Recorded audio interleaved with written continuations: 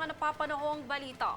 Nagabiso ang Metropolitan Manila Development Authority o MMDA na ipapatupad na ang Expanded Unified Vehicular Volume Reduction Program o number coding scheme mula Lunes hanggang Biyernes. Ito ay maliban tuwing holidays, simula alas 7 hanggang alas 10 ng umaga at alas 5 ng hapon hanggang alas 8 ng gabi.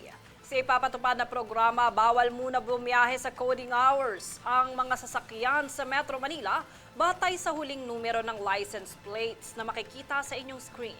Habang maaari namang bumiyahe sa pagitan ng 10:01 hanggang umaga hanggang 4:49 ng hapon at 8:01 ng gabi hanggang 6:59 ng umaga ang mga sasakyan na sakop ng coding sa window hours. Ayon sa MMDA, exempted dito ang mga sasakyan gaya ng public transportation, motorsiklo, ambulansya, truck ng basura at sasakyang may dalang perishable at essential goods. Kaugnay ng Overseas Workers Welfare Administration o OWA at Department of Migrant Workers o DMW ang bansang Slovakia sa pagsugpo ng isyu sa migration, mga pangangailangan sa sektor ng lakas paggawa at maging paglulunsad ng konsultasyon sa pagtatrabaho. Tunghayan ang ulat mula rito. Nakipagpulong ang mataas na delegasyon mula sa Department of Migrant Workers o DMW at Overseas Workers Welfare Administration o OWA kay Philippine Honorary Consul sa Slovakia. Ito ay upang talakayin ang mga pangunahing issue sa labor migration at pangangailangan ng mga manggagawa sa hinaharap. Layunin ng pagpupulong na maitatag ang isang labor consultation mechanism. Ito ay sa pamamagitan ng isang joint communique na magpapalakas sa ugnayang paggawa ng dalawang bansa. Pinangunahan ni na Undersecretary Jainal Rasul Jr. at Administrator Patricia Yvonne Claunan ang delegasyon kasama ang ilang opisyal mula sa DMW at OWA.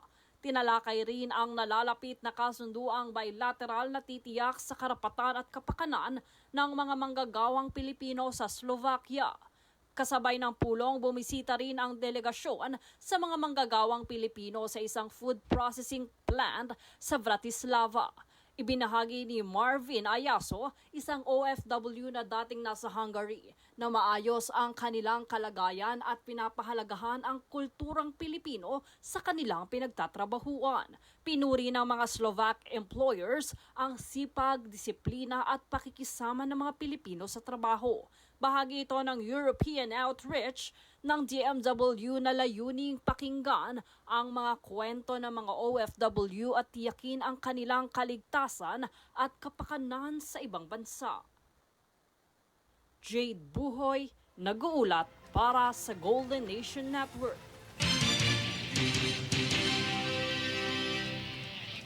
Iminungkahay ni Land Transportation Office Chief Attorney Marcus Lacanilao na kukumpiskahin habang buhay ang lisensya ng mga road rage drivers o mga nagmamaneho na hindi makontrol ang galit sa kalsada. Ito ay matapos ang magkakasunod na road rage incidents kamakailan sa Tarlac City at Binyan, Laguna. Samantala, suportado naman ang panukalang ito ni Senator Erwin Tulfo.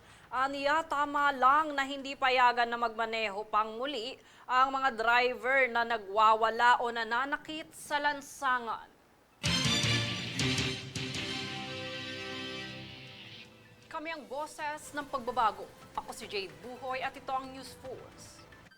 Sa ulo ng mga balita, higit 8,000 kaso ng dengue na itala sa unang 2 linggo ng Oktubre. Taas presyo sa mga bulaklak, inaantabayanan sa nalalapit na undas.